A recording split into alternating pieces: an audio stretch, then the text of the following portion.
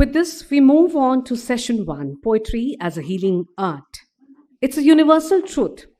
In writing poetry, all one's attention is focused on inner voice. Reading or writing poetry creates a space for empathy, for seeing another person, for bearing witness to our common humanity. The act of writing poetry can be a great way to practice self care. Everyone has a story that has shaped them into who we are today. Whether we feel confident in our poetry skills or not, writing these stories can help us understand ourselves. Poetry as therapy. The sound itself gives a healing touch. For this session, may I request the moderator for the session, Dr. Amita Mullah Wattal, Chairperson and ED, Education, Innovation and Scholarship, DLF Foundation, former Chairperson NPSC, to kindly be on stage. May I introduce the panelist for the session? Ms. Sukrita Paul Kumar, poet and critic.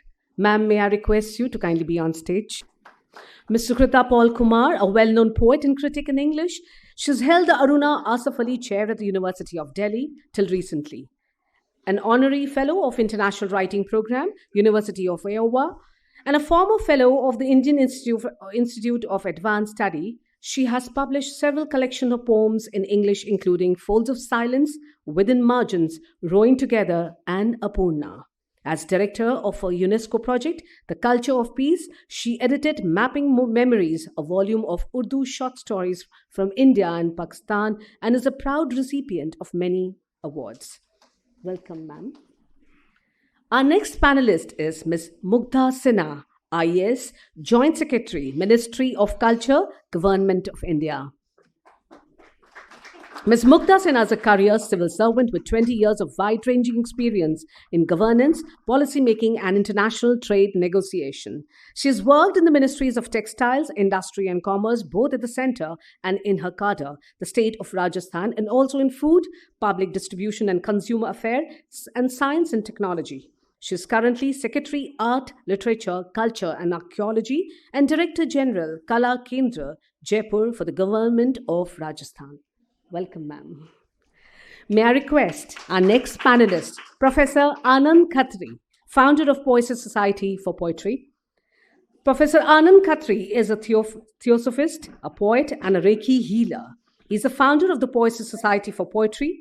For him, poetry is an art of healing and a sign of spirituality.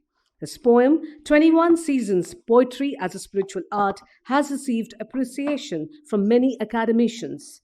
Belagam, Lama Khan, Wo Din Vapas La Sakti Ho are some books and anthologies by him. He is listed in Kavi Kosh as the poet and on several platforms as a poet of English. Welcome, sir. Our next panelist, Dr. Smita Agarwal, Professor of English, University of Allahabad, poet and author. Ma'am is a prominent Indian poet in English and a culturally active person. She's the author of 3 collections of poetry, Wish-Granting Words, Mufassal Notebook, and Speak Woman. She is editor of Marginalized Indian Poetry in English. Her critical articles have appeared in Poetry Review, Journal of Commonwealth Literature, and are translation in Platt Profiles and the Alipur Post. She's a professor of English India and former director of Center for Women's Studies, University of Allahabad. Welcome, ma'am. Our next panelist is Ms. Sunita Singh, poet, writer, and storyteller. Ms. Sunita Singh is a bilingual poet. May we have you on stage, ma'am? Ma'am is a bilingual poet, writer, and storyteller, conversant in both English and Hindi. She has co-edited an anthology of Rosette sonnet poems. Her solo book of poems, Dance of the Flamingos, has also won awards. She has recently come out with a biography of her late father titled The Making of the Chief Justice of India, Life and Times of Justice Kamal Narayan Singh, which has been received well. Welcome, ma'am. May I request Dr. Amita Mullah Wattal, ma'am, to kindly take over the session. Over to you, ma'am. Thank you. Thank you so much. Good morning and namaskar. It's so wonderful to see all my colleagues sitting here, Jain Saab, Segal Saab, Malini, Usha, and my mentor, Dr. Rajni Kumar. I think we all stand on the shoulders of giants. She's present here in spirit. So it's absolutely fabulous. And thank you so much, Sudha, for this marvelous opportunity to be connected to such a dazzling group of poets and, other than poets, academicians. I want to start by saying that I'm connected to everybody in this panel through memory, metaphor, and meaning. In a certain sense, because memory, when I think of Mugdha, she was a 14-year-old girl and she was my student.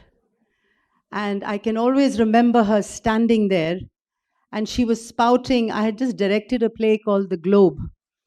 Of course, now she's a very senior IAS officer. I better be careful of her.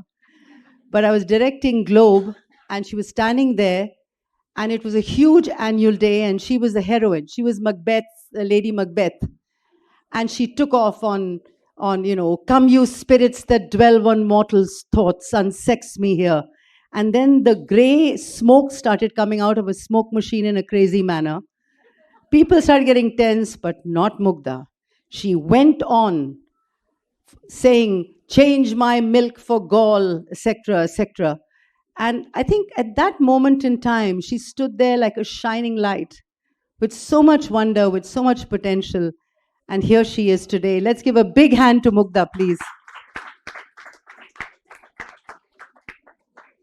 And in many ways, I'm connected to Sunita and to Professor Smita in very interesting ways, because we're all from Prayagraj. The Ganga Ji may have changed its course, but we are connected through bridges of the family. Neelima and Pratima have long left, but you and I are here together. So a big hand to them. What can I say about Sukrita? She's all been such an integral part of so many things that happened at Springdale's. She's always been there for me in all the judgments that she did for the Vaikumar contest. She brought so much meaning and depth to all that she did. Thank you so much for being a part of my life in a different era, in a different avatar. Thank you so much for that. A big hand to her too. And of course, I'm connected to you through a certain cosmic consciousness because the interdependence of life connects us. The fact that you talked about the chakras and the psyche of the world itself. So it's such a pleasure to be with you this morning. A big hand, please, again. The positive energy is going through you. You know, poetry has always been extremely therapeutic, at least for me, even as a child. And I can still remember, in fact, today is Shivratri, and I was a little saddened that Sonal Mansingh ji didn't talk about the Kashmiri. She talked about every Telugu, Kannada, and she was amazing. She was amazing in what she said. But for the Kashmiri, I'll just tell you what I've done and come before I start off today's panel. Because in Kashmiri, we have the woman who's supposed to be Parvati sitting in a kotri. And then Shivji comes. And in Kashmiri, he says, dub dub, means knock knock. And so Parvati ji says, Khum choy, kaun aaya? He says, Ram bro, Ram ki billi laaye hu. Ram ki billi aaya hu. So she says, kya laaye? Women are always saying, kya laaye bhai? And he says, Andhan Lakshmi tyao meow chow. That means I brought An, I brought Dhan, I brought Lakshmi, and I brought children. So then she opens the door. So aaj subah ye chal raha tha mere ghar mein. My husband says, ye fast har saal karna hai kya? Maine kaha, karna hai bhai. Tradition hai, we are Shaivites. And so much for that for Shivratri. But I just want to share a quick aside with you before I ask my panel, because they have the most amazing things to say today. And it is that as a young child, poetry helped me through so many areas of despair. It lifted my spirit. And I think one of the greatest physicians are poets. We don't really have to go to anyone but poets. And they help us and they relieve us from our despair. And I can never forget Keats, the Ode to a Nightingale. My heart aches and a drowsy numbness pains my sense, as though of hemlock I have drunk, or emptied some dull opiate to the drains. 1 minute passed and lethe words have sunk. Was I awake, or is it a dream? I've misquoted at the end because it's a very long poem. But I won't take it any further. I want to start off actually today's questions. And I'd like to start off with Mrs.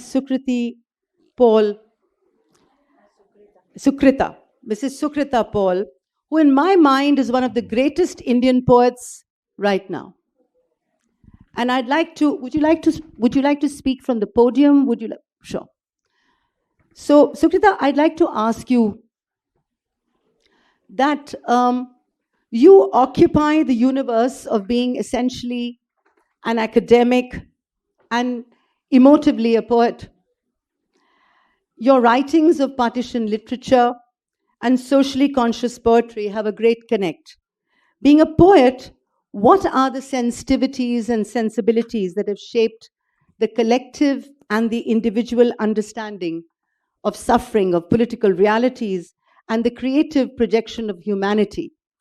Has this process been joyful, painful, or both? Thank you. I think at the outset, I would like to thank both NPSC and also Amita, you, for having posed a question which I think one needs to address in today's context in particular, but I think for all humanity for all time, right? So my point is that, for one, I don't know whether we could really dichotomize ourselves in the context of what do I do as an academic, what do I do as a poet. I don't think I'm two beings. I'm not schizophrenic. My poetic self is very integrated with my academic self, and my academic self is very integrated with my translator self, my editor self, my being a mother, by being a daughter. So it's all a very integrative kind of being. I won't even say person. I think the moment I use the word person, I'm personalizing myself. I don't want to do that. The whole idea of writing or painting, that's another thing that I do. I paint, I write, I teach to learn, right? Because even that cannot be dichotomized. Teaching and learning cannot be dichotomized. The moment as a teacher I feel I am teaching, I stop teaching actually, because I have to get in the role of being a learner, right?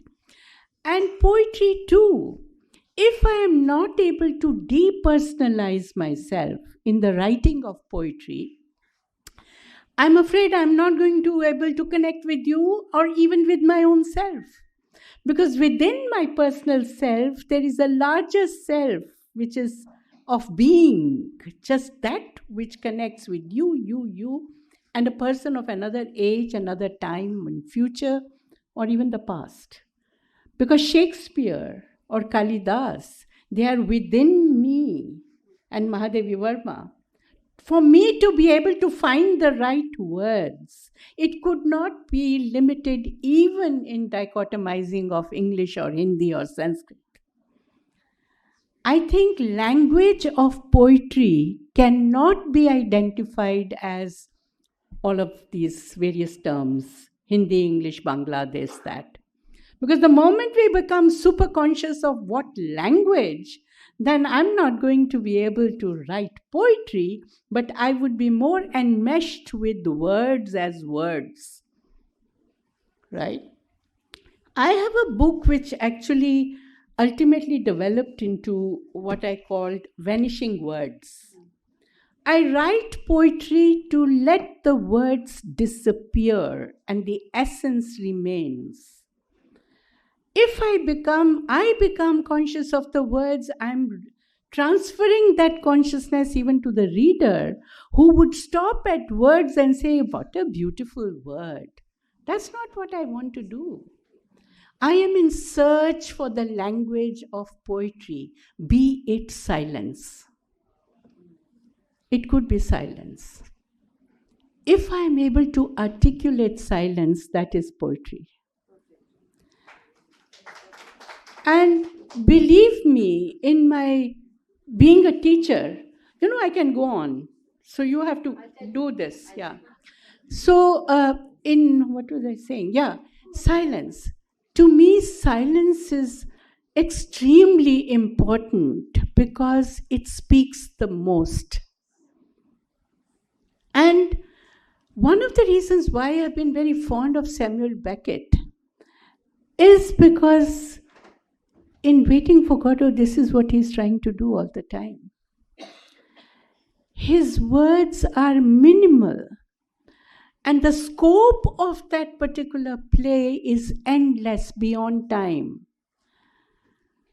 And the one who speaks the most is that character called Lucky in the play. And Lucky is talking gibberish because he's talking a lot. Right? And that's what we are doing most of the times, isn't it?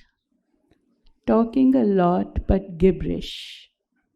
It's a cacophony that we are making in this world. If only we realize that words are weapons too. We have to realize that. And if we realize that in terms of realizing, making them real to ourselves, that's when we begin to understand what Sonalji was saying. What is poetic rather than poetry? So even in relationships, that's what we need to look at. Where are enemies then? Where are enemies? If we connect through our quietude, if we can connect, we don't need to say, "How do you do?" all the time. Because we know how do you do. Thank you so much for that, and let's give a big hand to that kind of response. It started out quite simply, like all complex things do. A set of transparencies that perhaps we couldn't see through. A prisoner of our dreams that often don't come to pass. That's right. Thank you so much. May I pose the next question? Thank you. Do you want to do? All right. One by one. I think that'd be nice because. So I was wondering. I'd like to turn to Dr. Smita Agarwal. Your reputation as a feminist poet inspires and shapes and nurtures. I can see a lot of the work of Sylvia Plath that you have been academically involved with. In fact, your poems break the silences. They foster a sort of a female community. They inspire dialogue. They awaken consciousness. And there's an exclamation of rage and unrest. Your poems raise questions on gender, opportunity, and power. What would you like to say about the healing power of your poetry? So thank you so much. First of all, NPSC, Rachna ji, and Sudha Acharya ji, and all of you connected with NPSC for thinking of having me here. I'm very grateful, and of course, I'm very happy to be part of this event. And thank you for saying all those good things about my poetry. I really lap up those compliments. I'm reading secretly your poems. Thank you. So to come to, I did my PhD on Sylvia Plath. So to come to her poetry, I don't know whether you teach Sylvia Plath in school. We do so in college and at the MA and BA level. But I'm sure all of you know about her because she was one of the most eminent feminist poets of the 20th century. And she had a life, she had a very troubled life. She had an anguished life. She died at the age of 32. She committed suicide. But all the while, when we read her poems, we realize that her entire oeuvre is a struggle to come through all these conflicts that she faced in life.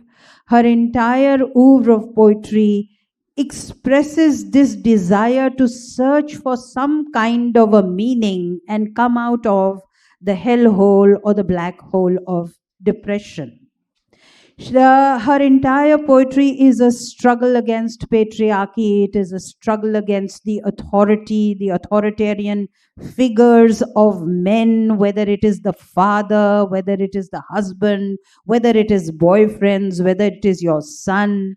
So, generally, maleness that she's combating, the hostility that she faces from maleness in her poetry, all these are expressed there. And towards the end, her very, very famous aerial poems and her famous poems like Daddy and Lady Lazarus, we see that to a large extent she has managed to transcend these conflicts, but eventually she succumbed to her depression. Anyway, so like we see in Daddy, you know how it ends. Daddy is supposed to be a victimizer. He's supposed to be an oppressor. He's supposed to be an authority figure. She is constantly challenging, and out of that shadow, she's trying to get out of that shadow. And the last line of that famous poem is, Daddy, Daddy, you bastard, I'm through. So in the 20th century in America, to actually be able to, say it as it were, it was a huge, huge step in the writing of poetry, and it was therapeutic and healing for her. And then in Lady Lazarus, where again she's battling patriarchy, she says, out of the air I rise and I eat men like air. Sorry, those are her words, not me. I'm not a So, this whole thing is there. So she does exhibit that tendency where humans use the vehicle of poetry as a healing process.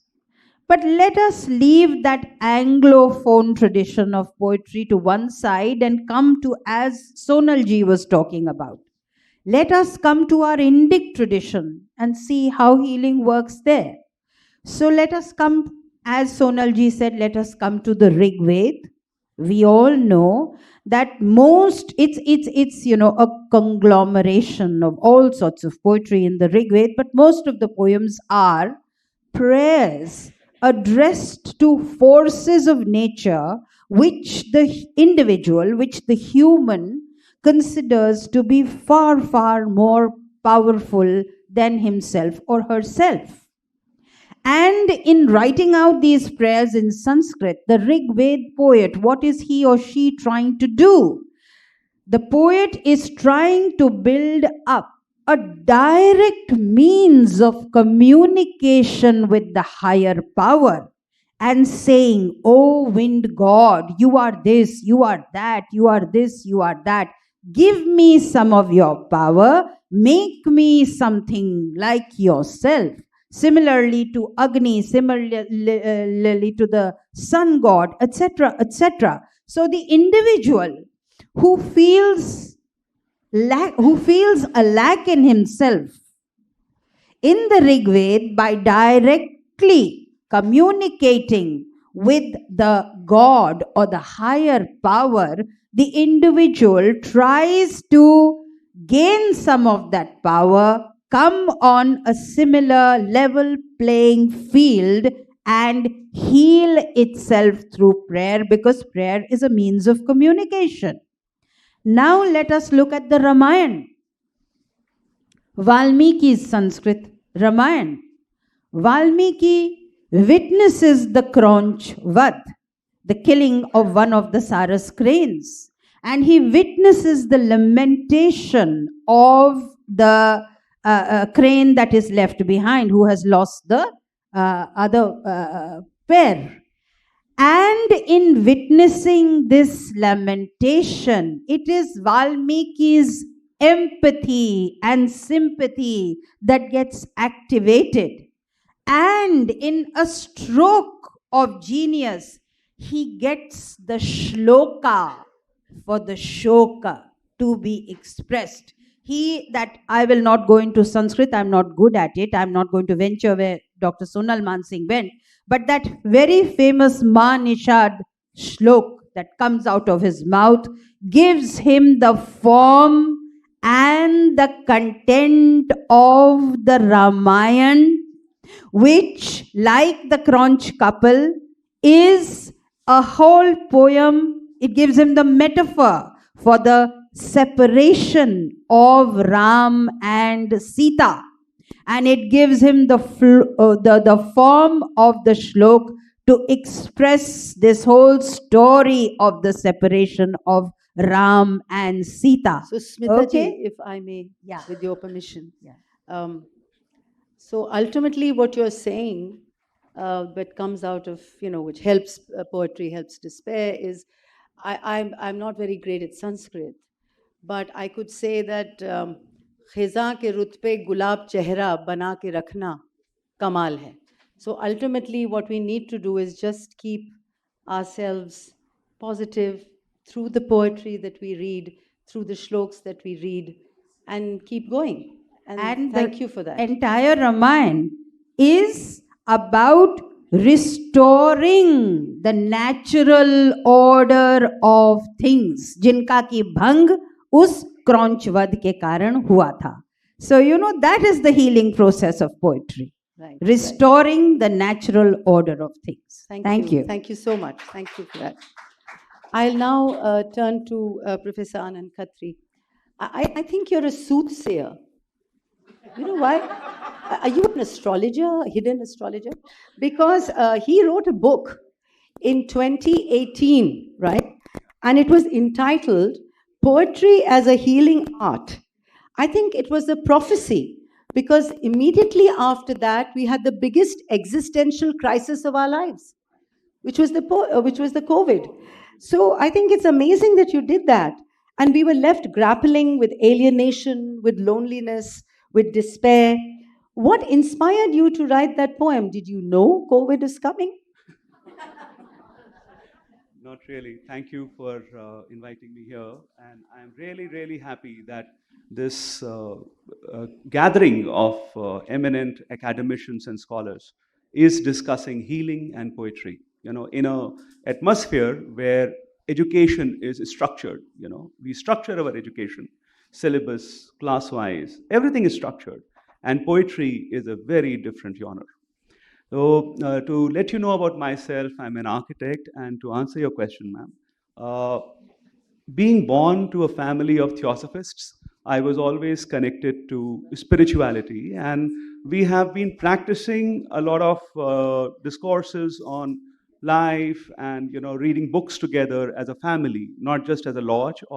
And this was in a small town in Kanpur.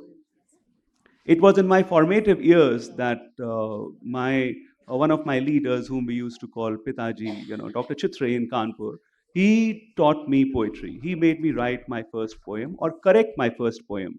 So that is where I realized that there was a rhythmic order to writing apart from books, and he enabled me by saying that, yes, you can write. So poetry at its inception, at its very root, looks like a rhythm. You try to rhyme words. But then as you keep on practicing poetry, it graduates from that level to the level of a communication with your own self. It starts reflecting on your situation and circumstances. I have been able to work on a couple of my friends, divorces, heartbreaks, ambitions, age, being stuck up in a career through poetry. Even my daughter, when she was in DPS Noida in class 12, she got stuck with physics, and she was not able to figure out. So then I made her communicate with the moon, and she was very successful at coming out through poetry from that stifling situation that she was in with the subject. And once that struggle was removed, she was able to move on with the subject. So by 2018, I was never sure that poetry and healing were working together. But I became around, 45 around that age, and I said that if not now, then when? So that's why I finally decided to publish this book on poetry as a healing art. Then on, I contacted a lot of other people for their reviews. So I'm very happy to tell you all that Dr. Radha Vallabh Tripathi shared a chapter for it. And even Kapila Vatsayan, the founder of India International Center, gave me a blurb. And even Rekha Sethi had written a foreword for it, a preface for it. So what I'm saying is that we all are believers in this thought. And especially in this challenging time of COVID, we realize that there's nothing else in this world apart from just us connected to this universe through a root. In fact, I was sharing a vision which I had of an inverted tree with roots in the sky and leaves on earth with a friend of mine in a spiritual meeting. That is when my friend told me that this kind of a visualization is practiced in Brahmakumaris. And even while explaining the descent of human beings, it is explained that from a beam of light, we all break through different sieves. There is a sieve, and we become rays. So if we trace our steps back, then we can find our journeys together to that ray. All that I'm trying to say is that poetry is a very efficient medium because it helps you lose yourself towards the journey back home, towards the journey inside. In another discussion, somebody told me that the seventh person we know connects us to everybody else in the world. So to which I question that if you journey to the first person inside, you would know that you are connected. So that's how poetry connects us, ma'am. Thank you so much. That's such an interesting allegory that you have just said. In fact, it reminds me of "'Tis not through eastern windows only, when daylight comes in the light. The sun seems to climb slow, how slowly, but westward look, the land is bright." And I think that's what you, in a certain sense, meant when you talked about the inverted tree and the light metaphor. Thank you very much for those thoughts. I now turn to Sunita ji. Sunita, you have written a variety of poems, and firstly, I don't know whether it's poem. Bata dijiye. It's poem, isn't it, or is it poem? Poem. So please forgive my Gamarpana. Anyway, so Sunita, I'd like to ask you this. You've written a variety of poems on vulnerable and marginalized communities in the social context. Could we just have some silence, please? Thank you. Could we just, thank you. Which you've often rendered through a medium of storytelling. How has this impacted your sense of healing society through a heightened consciousness? Firstly, let me say thank you very much. I'm honored to be sharing the dais with such distinguished people and also all of you here. Thank you for having me. There are so many professors and something. I'm just a small speck. I'm just an ordinary person. So having said that, actually, marginalized society, yes, I have written a lot about it. I think it goes back to my childhood because I was always that, I don't know whether to use the word temperamental, but I felt very strongly, and my mother gave me a diary, which is now not called a diary, it's known as the journal. तो तब diary कही जाती थी, तो वो दे दिया था. फिर like how teachers play a very important role. So English teacher, how she, I don't know, that was a very unique way. And I want to share with you that I was in a convent in Allahabad, where I belong to. Prayagraj doesn't come easily to me. So, our classroom had a balcony, and that overlooked the main road.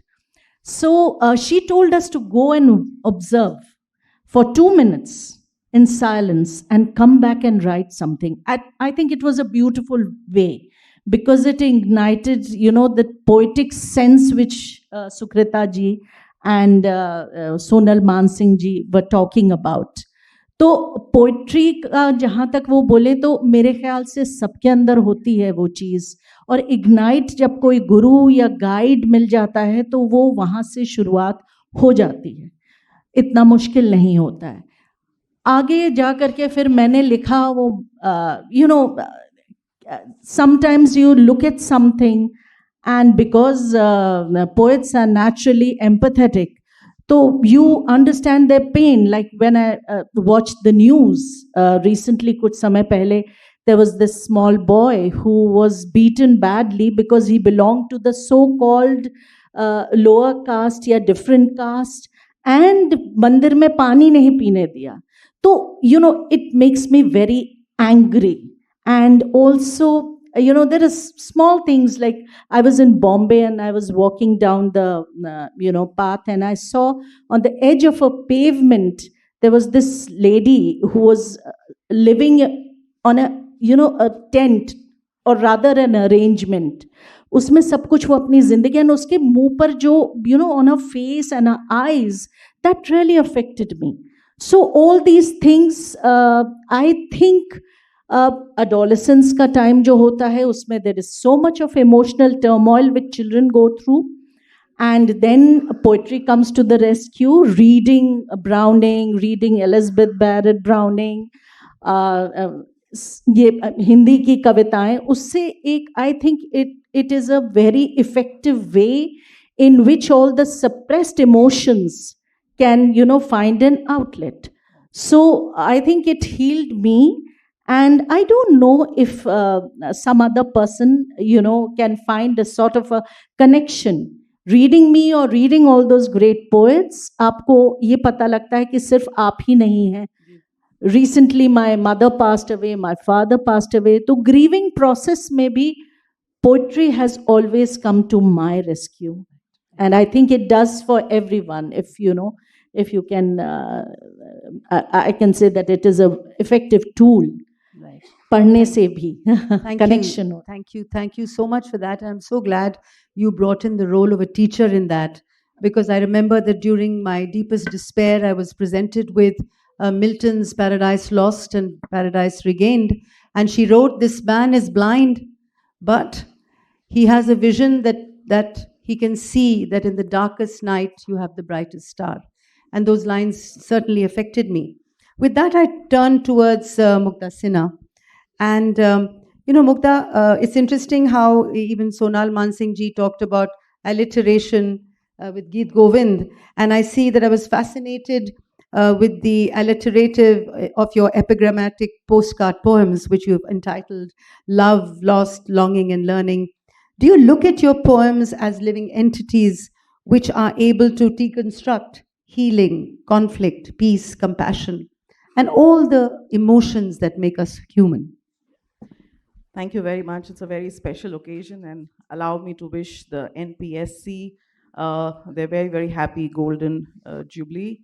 Also for Sudhaji to invite me, and this is also becomes a very special moment for a student to share stage with a teacher and to be in conversation because she was an English teacher and she incited a lot of interest in poetry. So thank you very much, ma'am. It's really an honor. Also to be sharing stage with such distinguished poets, writers, academicians, it's again an honor. I have always been looking at life and learning from life. Poetry for me, as Reina Maria Rilke says, let it flow. And I think this is also what probably Dr. Sonal Mansingh also said today. Beauty will come as will terror, and what you make of it is how poetry happens. I have a very strange analogy to give about how I see poetry and the whole transcendence and catharsis that happens when you write poetry. For me, somebody cannot give me a theme and say, okay, will you write a poetry on this? That can't happen with me. It has to come from me, and I really sit and mull. So it's kind of, it's that sublime gaze that you hold on for a very, very long time. It's like walking on the edge of a sharp knife, thinking that yes, there will be The labor will happen sometime and the product will come out. So it's more, and life is not happening outside really for me. Life is always happening inside of you. And poetry, people say, and this is from my own experience also, people say that poetry mimics life. What you experience, you end up writing. But in my life, ma'am, I don't know whether you remember, for several consecutive years in school, I recited this poetry called Home They Brought Her Warrior Dead. It actually became the story of my life because, as somebody said here on the panel, that, poetry is like prayer. Poetry for me is like prayer. It gives you hope, it gives you optimism, it saves you from a lot of things. But it is all about not life on the outside, but life in the inside. And I am I don't know, I'm both an extrovert and an introvert. So I love doing these kind of things, but I need to go back and have my own space and time to think of what I did now. So for me, it is very important, my time in solitude, as quietude, as Sukrita ma'am said. And between the moving out into the world and coming back to myself, it's between that liminal space is when poetry is happening all the time for me. I do get angered, as Sunita ma'am said, but when you do the angry poetry, it is not what Dharambir Bharti said. You have to move from the Vyaktigat to the Vyapak, at depersonalization, as ma'am said. So I hold on to my anger, let it churn a little bit, and when I'm calm, then that's when the poetry comes for me. So it's very much, if I give a very, very strange analogy, I was saying that for me, it's like fever. Because fever is not actually when you have the infection. Infection happens prior to the fever. Fever is symptomatic of the infection that you were carrying, and it is actually the time when the body is healing. So for me, poetry is like the fever. You got angry in some point of time, you got sad in some point of time, the infection happened, the virus struck. But it's when you are healing, when you are calmer, when you've meditated, when you've mulled, that is when William Wordsworth will be able to write a daffodil in contemplation of what he saw, because you have to wait. Poetry is all about the Nandi aspect. You wait patiently. You allow life to flow to you. And this is also exactly the principle of Gita, no? It says that just flow with the time.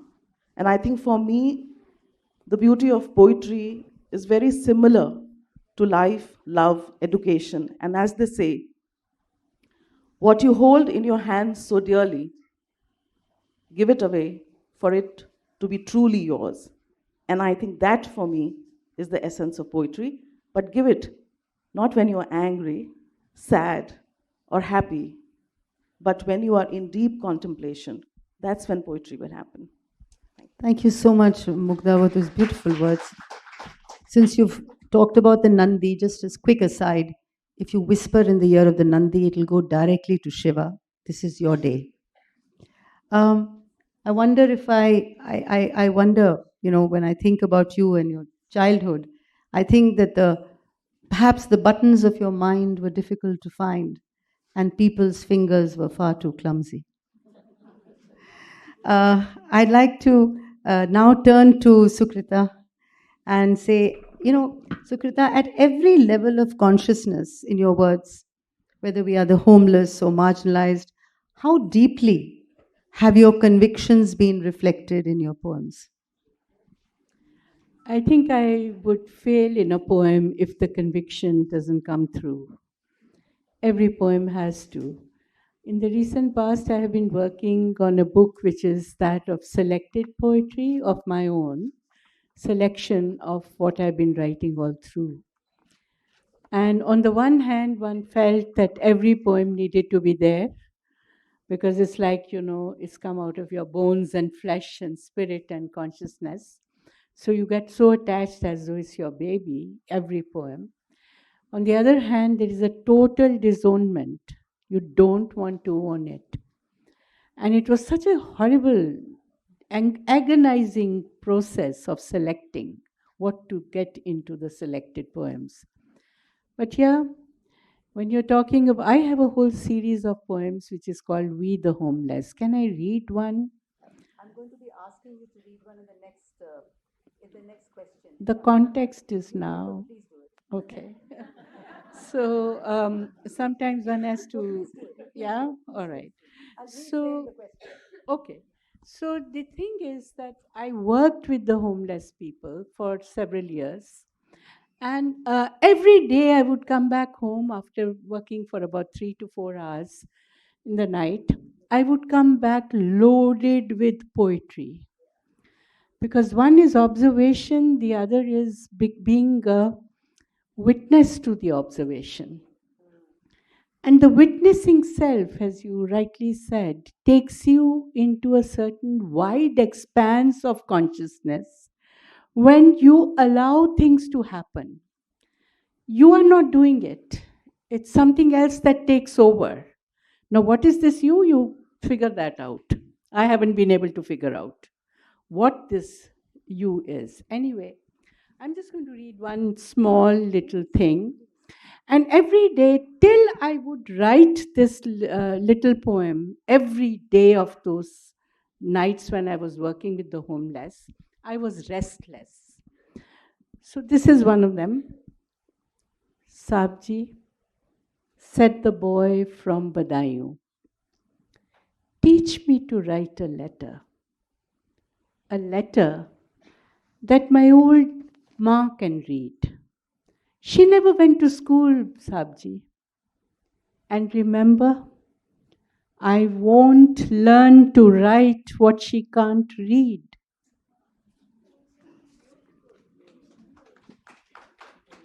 It brings to my eyes tears all over again.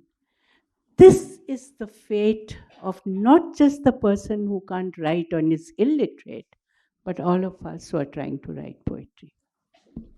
Thank you. Absolutely marvelous. This witnessing that you talk about and Mugda's talked about. So, it's, I think, the whole idea of when all the wars have found a cause in human wisdom and in blood. Do you think they will cry in sadness? Do you think the eye will blink? Do you think they'll curse the madness? Do you even think they will think? And I think that's a witness in a certain sense. True, and I think all emotion lies in the intellect, just as the intellect lies in the emotion. Absolutely. What a beautiful way of saying that. Thank you so much. I now turn to, I'm feeling deeply moved, actually. Deeply moved. Thank you, Sudha, for giving me this opportunity. I'd like to now move to Dr. Smita Agarwal, in which I'd like to ask her that in what way has your sense of place in living in the hills and living in Allahabad shaped your responses towards poetry as a means of comfort, of harmony, of peace? Do explain with special reference to your poem Binsar Baramsa and One Summer Night. Barmasa, sorry. Thank you, Amita, especially for reading the poems carefully and framing this question. For me, it is, and I'm sure all of you also will feel this about any form of writing, any form of literature, that place does play an important part. You do ground your experiences in a certain geography, in a certain location, to give it more universality, to make it more accessible to whoever is going to read your work. So living in the hills and living in Allahabad have shaped these two poems, and these poems are an example of the healing power of poetry. And Both of them are examples of what now we in academia call eco poetry, which has now become very relevant, eco poetry. So, Binsar Baramasa, Baramasa, I'm sure we all know, song of the 12 months, song of the seasons. And we have this very famous Gadwali Kumauni Baramasa, Bedapaka Baramasa, Naranika Palpakucheta, Miri Chela. So, this Baramasa in Gadwali, a set of this poem that I wrote, Binsar Baramasa, which is actually the refrain is a reflection upon the Anthropocene. We know that we are all going through the Anthropocene age, the age of man, when man is dominating all living forms. All organisms on earth are being dominated by man's sense of greed, which is leading to climate catastrophes and which is leading us to this point where, as I was discussing with Anandji, that we need to really focus on this issue.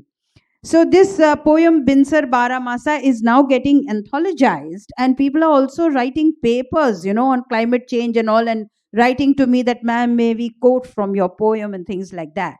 So without going into any discussion, I'd like to read a portion of that poem to you. So it's located in Binsar, which is in Uttarakhand. Sindhu Gangola of Grand Oak Manor tells me last year the rhododendron bloomed in December. The sad effects of climate change, global warming screwing up biorhythms. Will there be a day we won't have seasons? No winter, no snow, no high heat in May, no relentless rain in August, no leaves turning red-brown in October.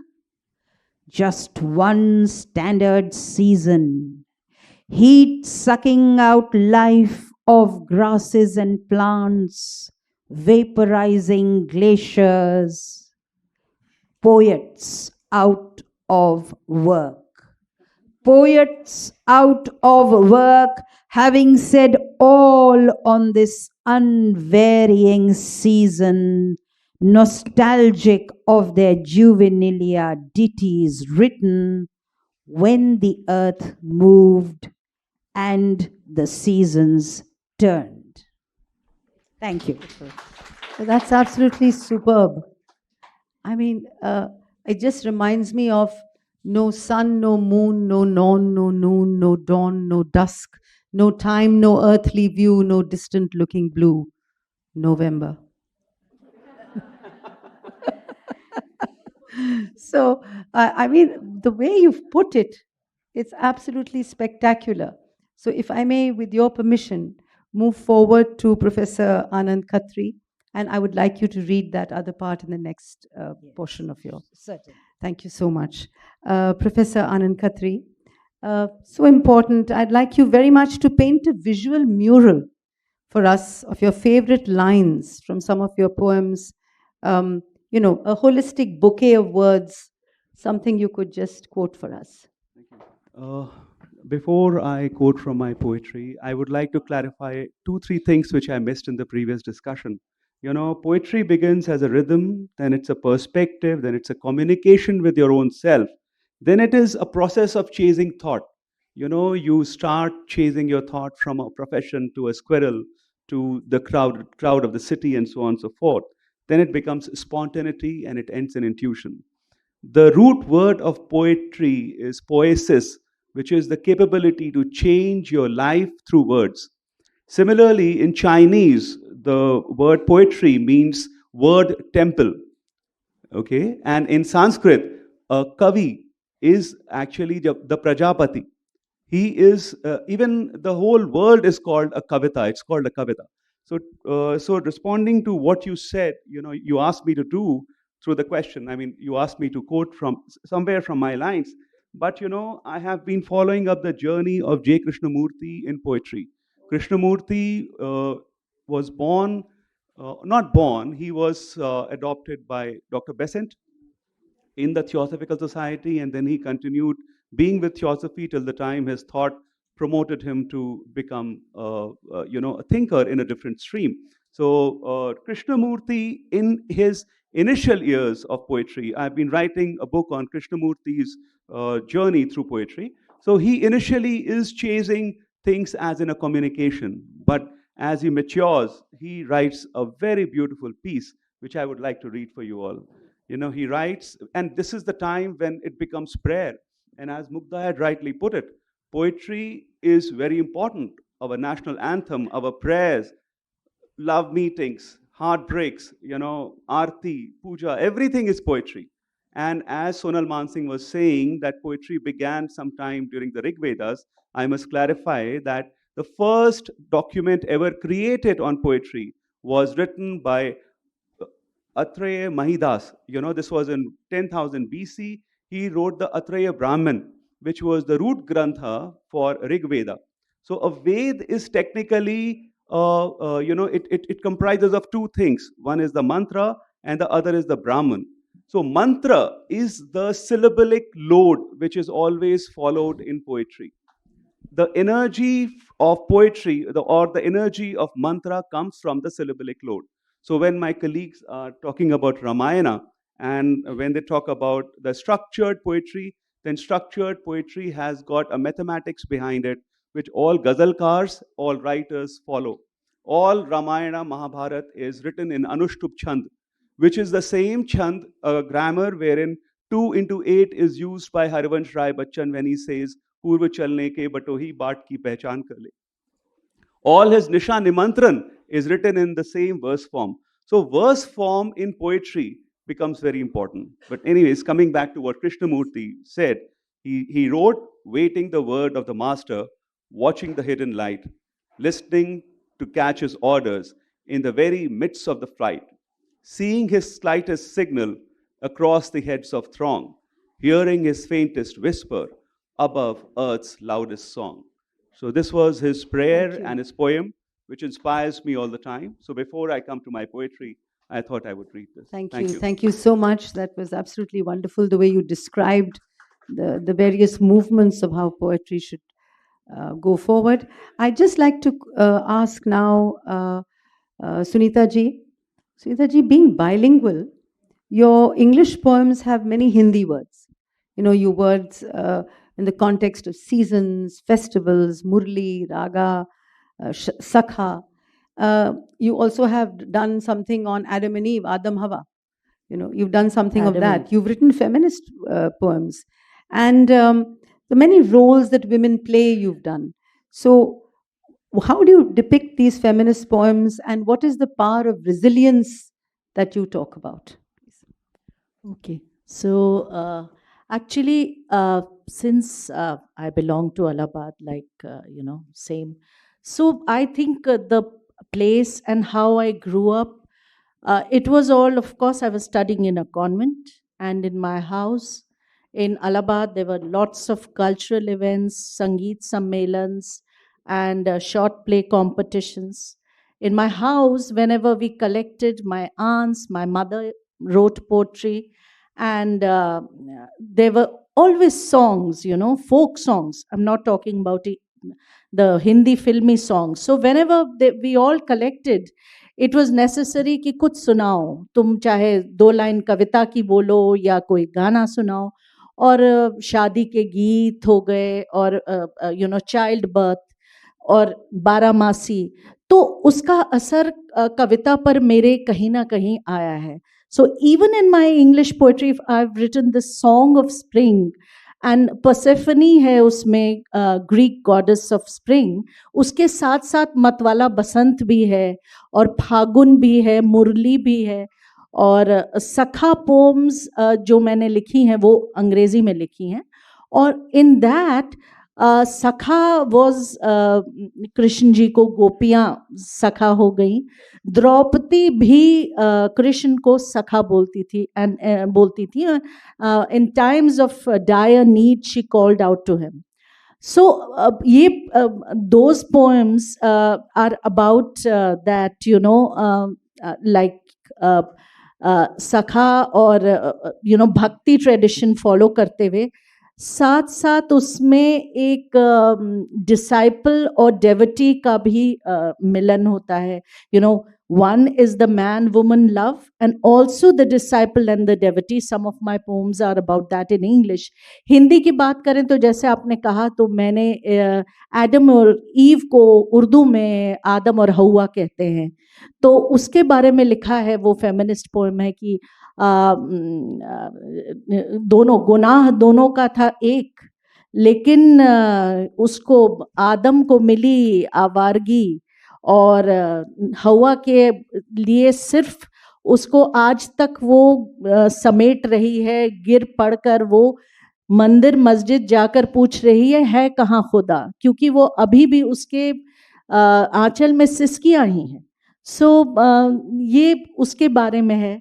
And like आपने मुग्धा जी बोला कि anger, so anger, all emotions are there when जो भी time होता है. मैंने adolescence की बात कही, तो जो भी डिस्टर्बिंग इमोशन होता है उसको किस तरह से, कई बार पोएट्री इसीलिए बहुत पावरफुल निकलती है, कई बार बहुत कामिंग होती है, बट जब वो पावरफुल पोएट्री अंदर से निकलती है, it's a very purging effect on the person because it calms you down. So उस तरह की भी काफ़ी पोएम्स हैं. आई डोंट नो, वो बाद में पढ़ेंगे शायद. टाइम निकल बिल्कुल पढ़ेंगे, बिल्कुल पढ़ेंगे. तो टाइम निकल गया या मैं अभी? नहीं, आप मैं बहुत आपको टाइम दूंगी. अच्छा, ठीक. Thank you so much. ये बहुत बढ़िया तरीके से आप बोली. और कृष्ण जी ये भी कहते थे कि सखी की इच्छा मेरे लिए आदेश है ना. सो अब खुदा जाने किसका आदेश क्या होने वाला है. But so I just want to move forward. और एक जल्दी से आपको मैं बात बताती हूँ कि मेरे एक नाना थे जो थोड़े इडियोसिंक्रेटिक थे, तो हम उनके साथ बड़े पले हुए हवेली में, तो वो सिर्फ पोइट्री में बोलते थे बचपने से. तो उनका एक काम करने वाला था सूरजमल. सो उनको उलझन आती थी उससे, तो वो कहते थे सूरजमल नाई है नाम, काक साहब का करता काम, झाड़ू अजब लगाई है बिल्कुल नहीं सफाई है. सो तो अब आप सोच लीजिए कि मेरी क्या हालत होती थी. हम इसी तरह से बिना पोएम्स के हम उठे नहीं. With that I would like to turn and ask Mugdha, I'd like you so much to read Vinay's from your poem, and any comment upon what were the emotion and sensibilities and happenings, what made you write these different Vinays. Thank you.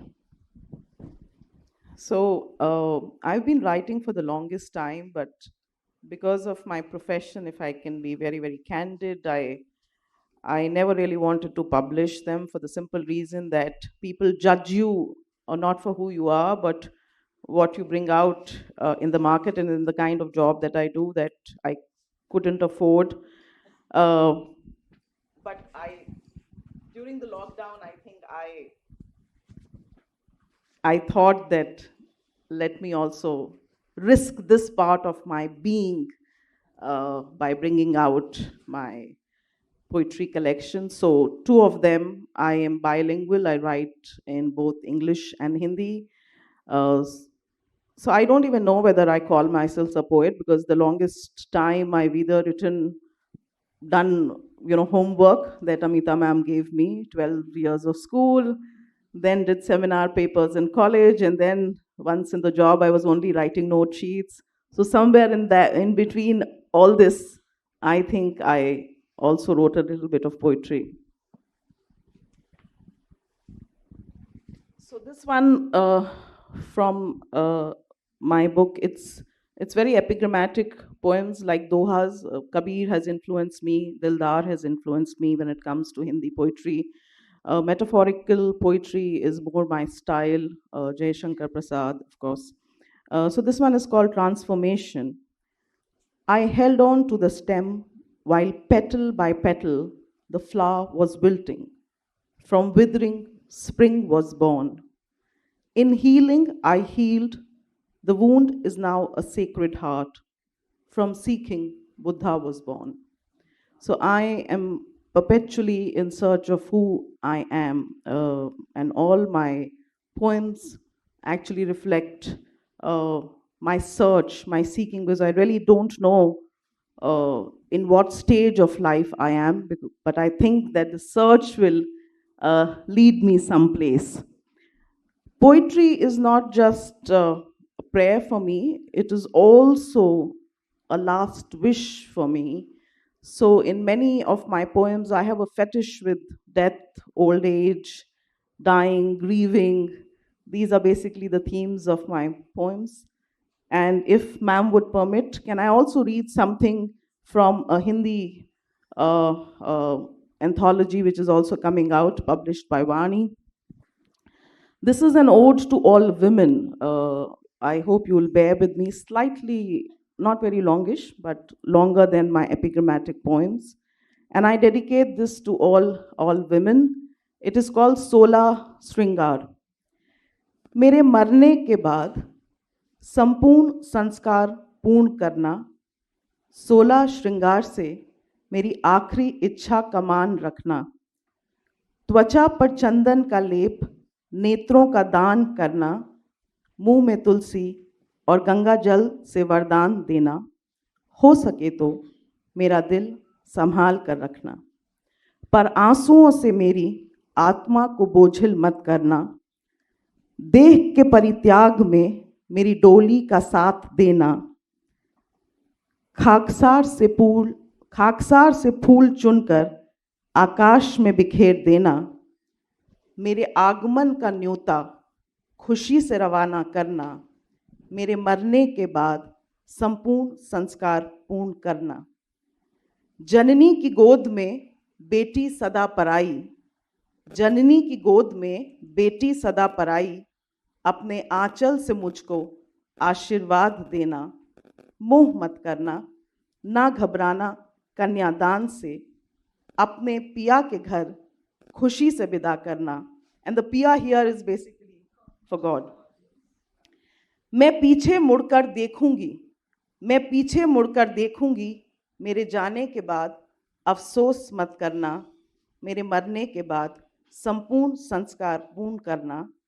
रिवाज है पीहर आने का मेरा इंतज़ार करना, रिवाज है पीहर आने का मेरा इंतज़ार करना, वादा करती हूँ हर जन्म में तुम्हारी कोख से ममता का कर्ज चुकाऊंगी, धरती का बोझ कहलाने वाली फ़क्र से आसमां का उद्धार कर जाऊंगी, विश्वास रखना हर बार बारंबार बेटी बनकर आऊंगी, बस मेरे मरने के बाद संपूर्ण संस्कार पूर्ण करना. बहुत अच्छे, बहुत ही गजब के. And what you said about identity, and I think a rabbi once said that if I'm only for myself, then who am I? And if I'm not for myself, then what am I? If not now, when? And I think it's the way you have woven your identity. It's absolutely amazing. Thank you so much for that. Sukrita, please feel free here to quote. I would just like to say that, are there any inbuilt bridges that you traverse through your paintings and your poetry, because they're one, helping you to transform yourself or maybe transform others, as you mentioned, through the vanity of your pen?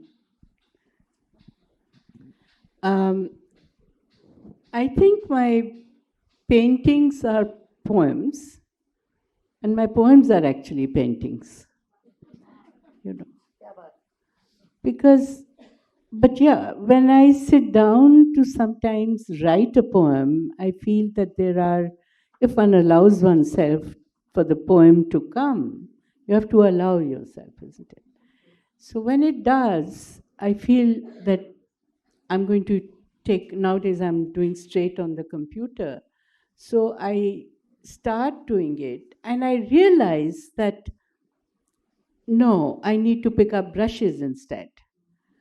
And then I move on to the easel, and literally the poem gets written in a painting, you know.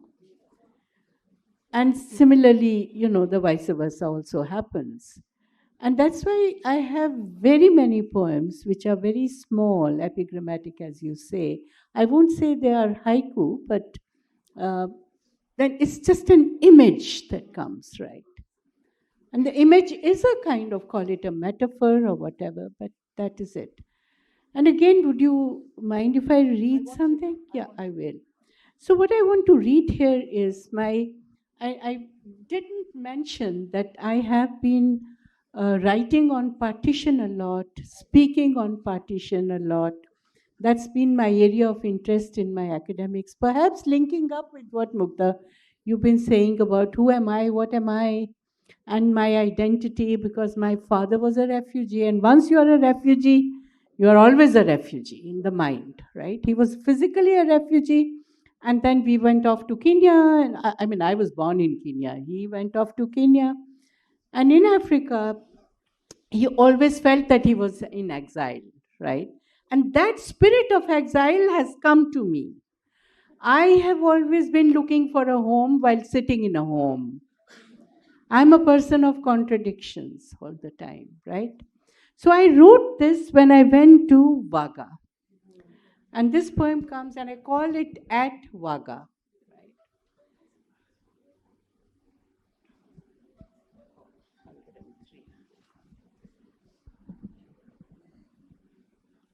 At Vaga, I love you the most.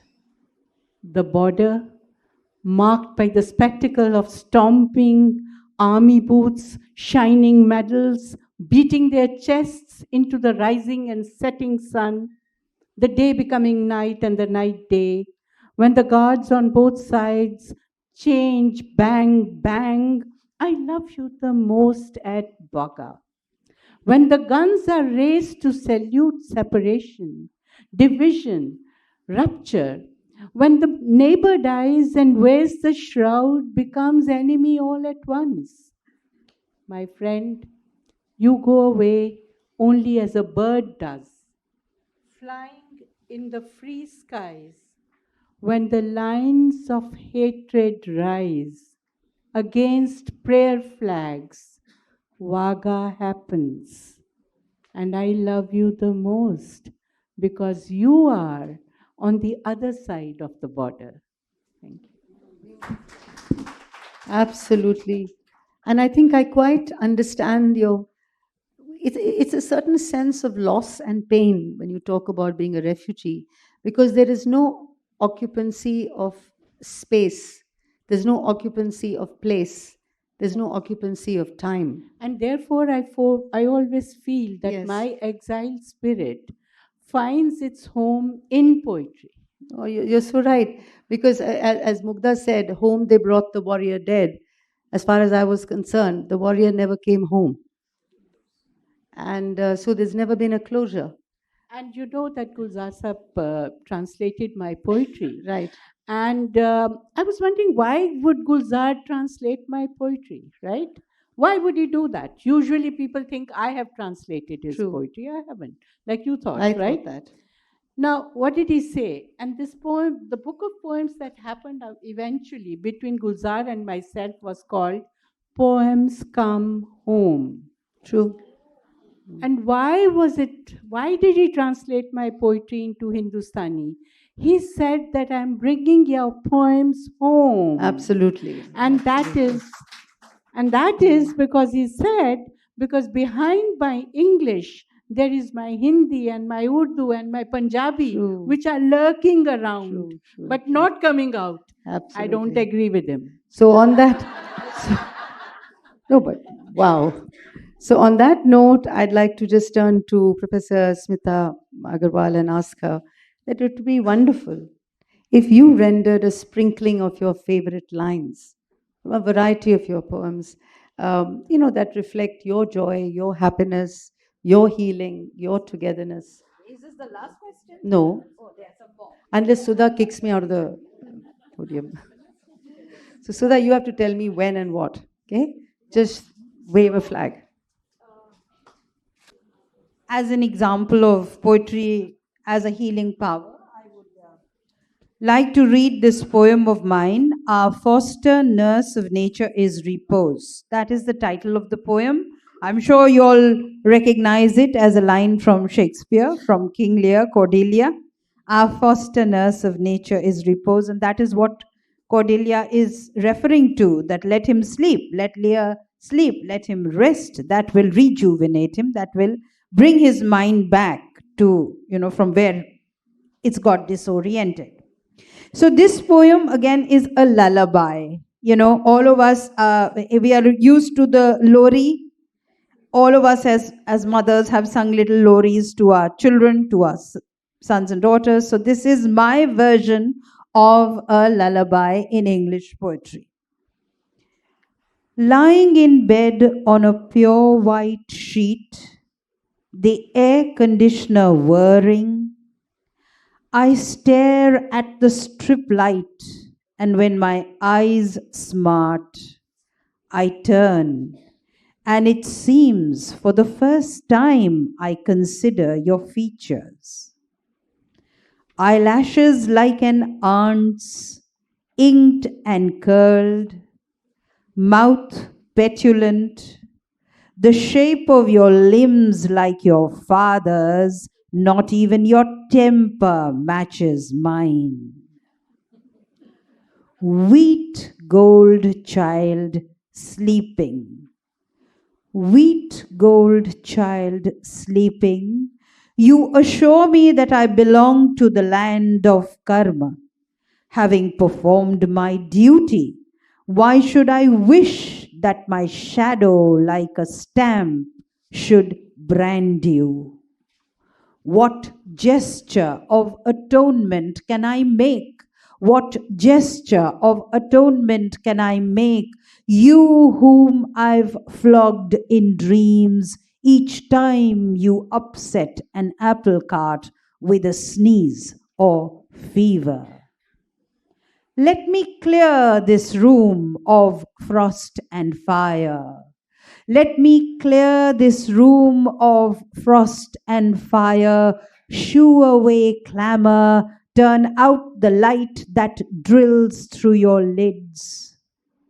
What can I give you before the world claims you but these few hours of uninterrupted sleep? Thank you. Thank you. That was absolutely superb. I would now like to turn to Professor Anand Khatri. Your poetries on your poems, on tribal cultures and the Indian system of art resonates with marginalized and vulnerable communities. It's something very close to your heart.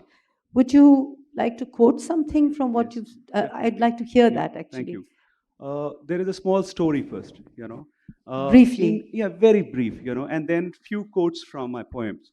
The story is of an African tribe, which is called the Himba tribe. So in Himba tribe, as a skimmer describes the tribe, every person has a rhythm. That person is born with a rhythm. So say, for example, there's a lady, she has a rhythm. So she goes and sits under a tree, recites her rhythm, and from her rhythm, she selects her partner. The two partners practice their rhythms during the childbirth process. And even when the child is being born, the midwives sing that rhythm. That rhythm is given to the child in the process of growth. And as the child grows, if he's doing a mischief, if he commits a crime, then the whole society surrounds him and sings that rhythm to correct him. The same is the process of transcendental meditation, which Maharishi Mahesh Yogi teaches. Right? You take a rhythm, you go deep inside, then you go deep outside. So there was a rhythm that I was sharing with my wife, my muse, in a particular period of time. So I would like to read 3 small stanzas, One, to begin, before I say this, I would say that from what Mugdha and what all of us were saying, poetry is the art of listening. You have to listen. You have to listen to yourself. And when you start listening, you start communicating. So there was a matchbox which was communicating with me after I had a fight with my wife. So I wrote, तुम खुरदरी हो, तुम खुरदरी हो, तुम खुरदरी हो माचिस के डिब्बी के साइड पे लगे मसाले के पट्टे की तरह. Please listen. It's a love poem, It says, तुम खुरदरी हो माचिस की डिब्बी के साइड पे लगे मसाले की पट्टे की तरह, और मैं उसकी भीतरी जेब के तीली के सर लगा मसाला. तुम जलाती हो तो मैं जल जाता हूँ. तुम रहती हो, मैं बदल जाता हूँ. मैं नहीं रहता तुमसे मिलकर. So this was one, wherein the rhythm was flowing. Then in another instance, thank you.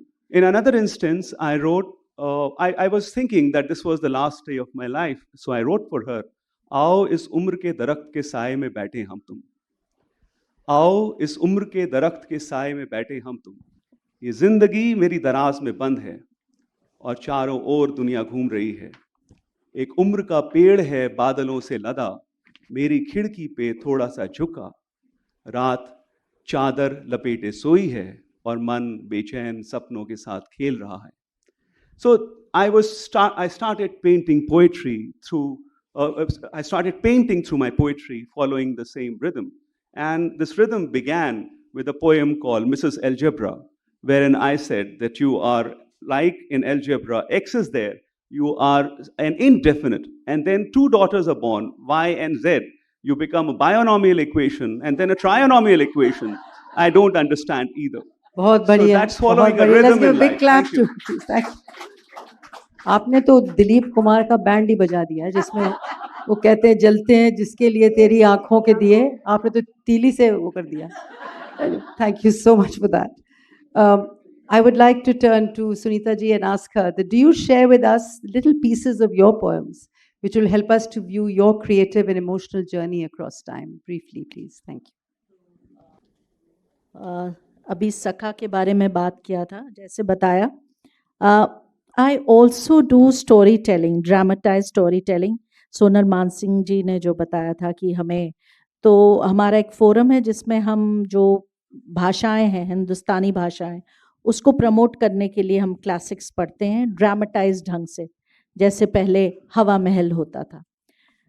Anyway, that was just something. तो वो आगे मैं बताऊंगी, क्योंकि दूसरी कविता में ये मैं this is like I said Indianness in my poetry. तो पहली वाली वो है, my anklets play the Malkauns as the Deepak within me ignites.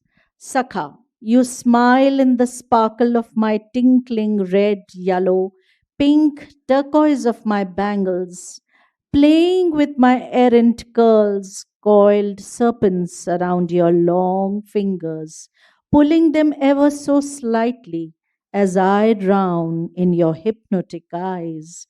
The sheer swirl of my diaphanous Odini hides my pain, my love, my vulnerabilities, my tears, delicately ensconced in each fold, coming undone at your touch, spreading like the fragrance of rose ether, my light shining in your vast blue skies.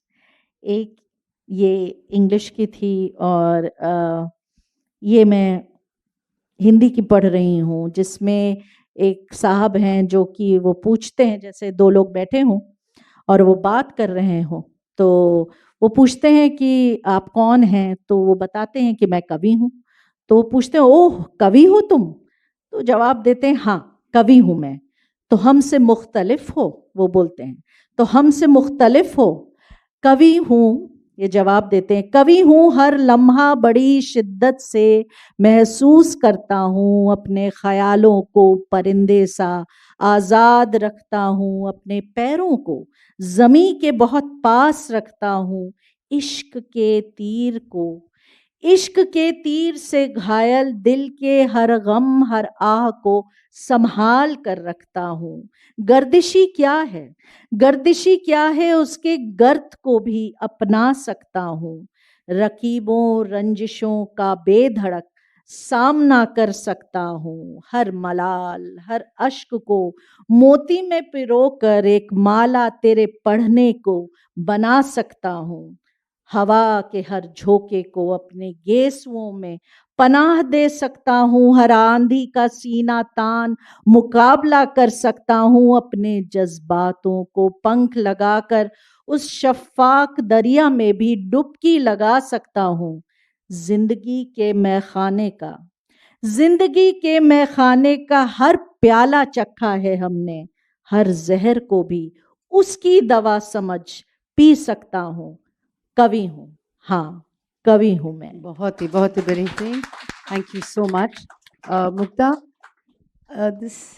there's a longer collection of poems which is being released at the end of the year.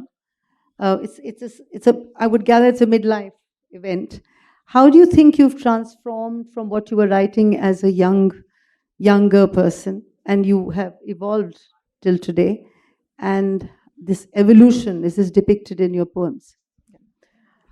Ma'am, since poetry follows life, I have evolved in life through a lot of incidents that have happened in my life, through a lot of reading that I have very conscientiously done. There was a time in my life when I woke up from living in this external world to understanding that I need to ask questions. And that is when my journey began, almost, I think, 20, if I can say 21 years ago. That was my turning point in life. And I started having an inward gaze. And I realized that everything that was happening, in fact, it made me very, very fearless. It really deeply impacted the way I handled crises in my jobs, crises in my life. It made me, I consciously chose to be a very, very calm person. There's a little story that happened. I was posted as SDM in Ajmer, and a lot of lady officers were posted there. So one of my staff members told me that, when a man shouts and throws the file or whatever, we think that he's very bold and dynamic. But when a lady does that, we think she doesn't know her job. That was a seek. Not that I'm not a very angry person by nature, but that was a seek that I learned, and that was very, very interesting turning point in my life. When I was a probationer, I had a very nice boss who was my mentor, and I was straight from college in the service, and I asked him, "So, what are the good qualities of a civil servant?" And he told me, and he was from Haryana, a very nice gentleman, and he spoke in a very colloquial manner and said, "Dekh chori, ladka hai, to outgoing, resourceful, dynamic." So then I had to ask him, and what about a lady officer? I mean, the officer is officer, no lady, no gents, but I had to ask him that question. So he told me, obedient, sincere, hardworking. So I told him, so I think that I'm to a very large extent hardworking, obedient, and sincere, and that's why I'm here. But all through school and college, I've been given to understand that I'm also the other three, outgoing, resourceful, and dynamic. So then he told me, Dekh chori, you want to be a homemaker or a home breaker? And that made me think. There have been innumerable incidences like that that made me think. And it has got reflected in my poems. And the only thing that I've understood of life through poems or through poetry or through life in general, through all of you sitting here today, is that the eternal question, to be or to have.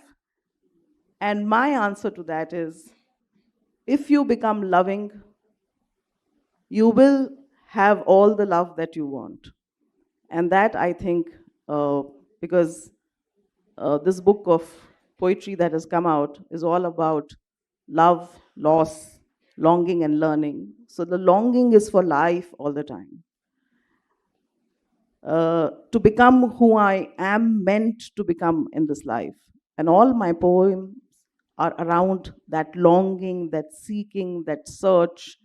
So whether, and as Sukrita ma'am said, language is no barrier. It's like perfume, no? खुशबू की क्या language होती है, क्या script होती है, क्या metaphor होता है, क्या डायलॉग होता है, खुशबू को आप पकड़ते कैसे हो? I don't know really. So life is that khushbu. And I think Praveen Shakir also says it beautifully in a book called Khushbu. Yeah. So poetry is like khushbu. And some poems will touch you, some won't touch you. So there are no failures in poems, ma'am.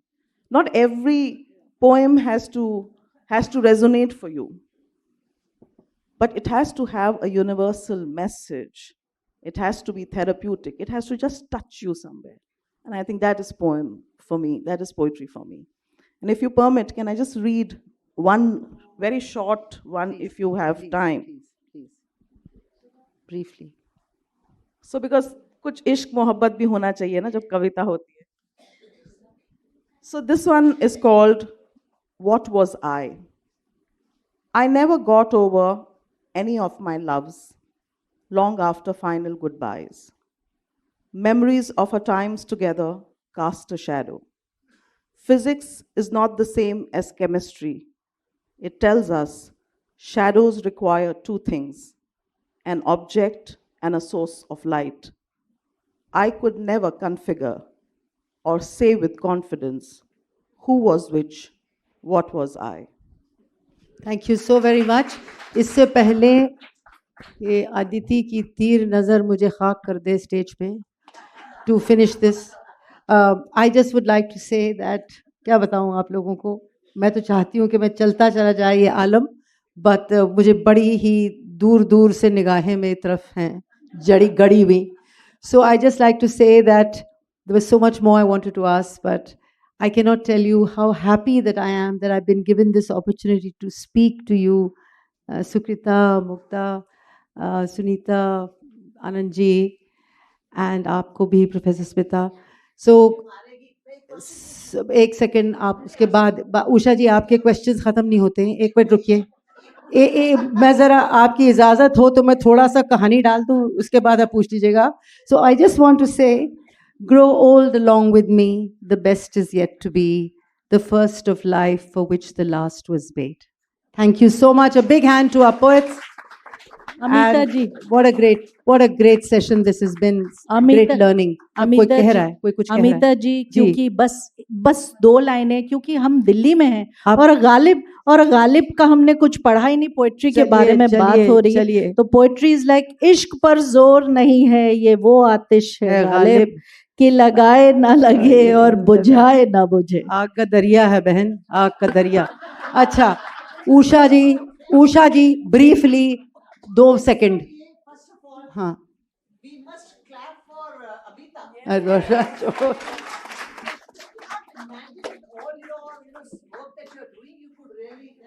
वो भाई तुम्हें नहीं पता, when you have a character like that character, वो जो बैठी है वहाँ सुधा, अरे उसने मेरा जीना मरना दुर्लभ कर दिया. Have you spoken to the poets? Have you spoken to the poets?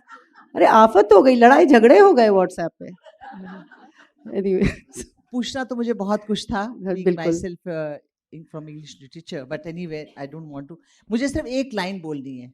जिन ढूंढा तिन पाइयां गहरे पानी बैठ, मैं बौरी डूबन डरी रही किनारे बैठ. Till date I have not been able to swim and I have made hundreds of children to swim. Thank you. May I request Miss Rachna Pant, Director, Ramja School, R.K. Puram, ma'am, to kindly come up on the stage and present our token to Ms. Sukrita Paul Kumar, our poet and critic.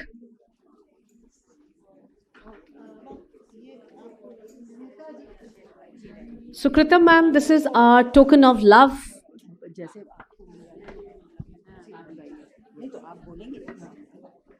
रचना, स्मिता जी बिना गाने कैसे जा सकती है? गाइएगा स्मिता. अच्छा, So, Yes, ma'am. The memento, the planter, and the shawl. so all of you who are Bengalis, you know baul songs and you know bhatyali. And I have this baul song in English. Okay. So I've written this baul song in English. I'll just sing it out to you since they are insisting. Ta-na-na-na, tan, ta-na-na, na-na, na-na, na-na, na-na. Ta-na-na-na, tan, ta-na-na, na-na, na-na, na-na, na-na. Desire a dwelling, burn down your heart. Ask for love, get the boot. Want money, lose your last penny. Couldn't care less, queen of the world. The open sky, the solid earth, tin plate, enamel mug, 3 grains of rice, 3 grains of rice, zest of lemon are all I need for my confection, for my confection. Ta-na-na-na-na, ta-na-na-na-na-na-na-na-na-na-na. Ta-na-na-na-na-na-na, ta-na-na-na-na-na-na, ta-na-na-na-na-na-na. Thank you. May I request Dr. Annie Koshi, Principal St. Mary's, Safdarjung, ma'am, to kindly present our token of love to Ms. Mukta Sinha, IAS Joint Secretary, Ministry of Culture, Government of India.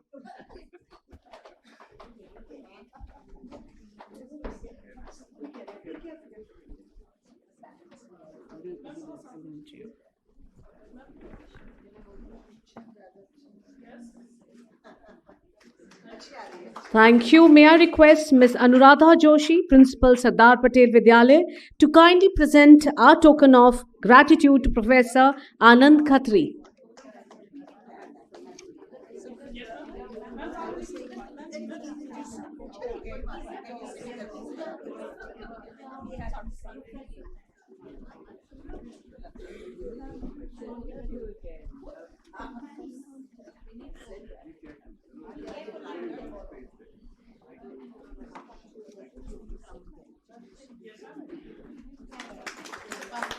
May I request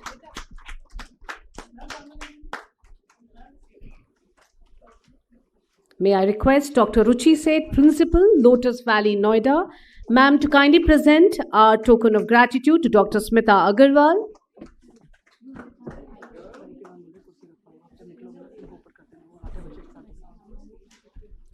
Ma'am, they are there.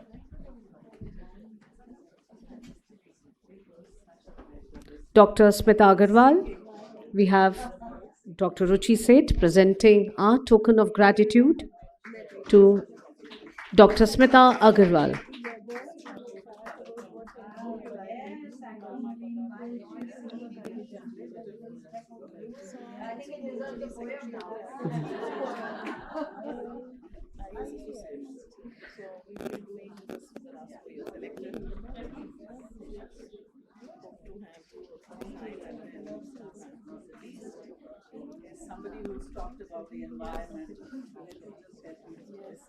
May I request Mrs. Sangamitra Ghosh, former principal, Mothers International, to kindly present our token of gratitude to Ms. Sunita Singh.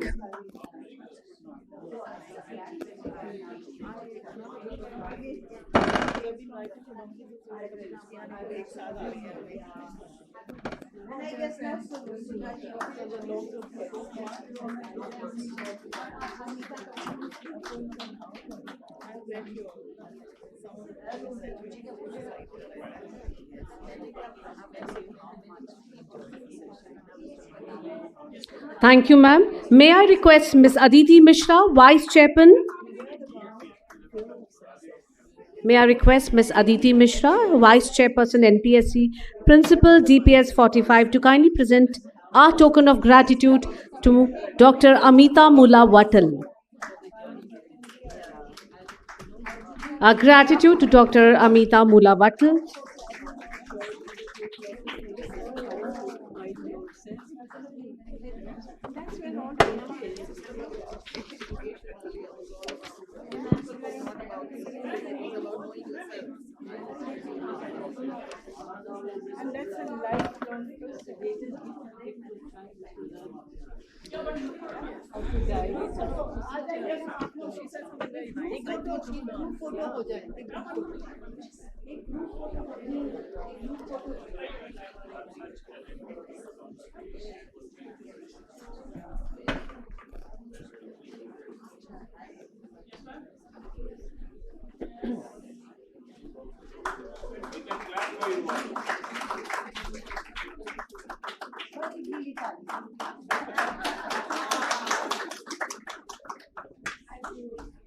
Thank you.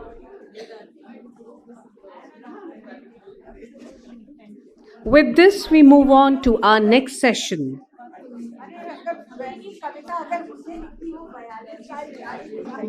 Thank you.